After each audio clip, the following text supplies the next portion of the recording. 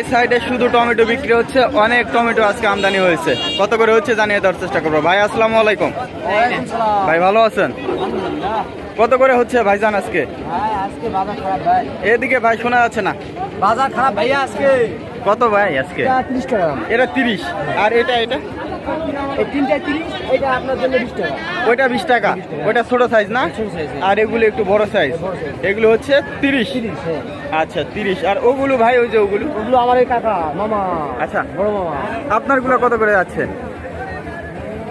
কি মামা? টমেটো আপনারগুলো কত করে? টমেটো আমারই। কত করে যাচ্ছে তাই বলতেছি। টমেটো বিক্রি করলাম আজকে 28 টাকা, 27 টাকা, 29 টাকা। 28, 27 এগুলো না?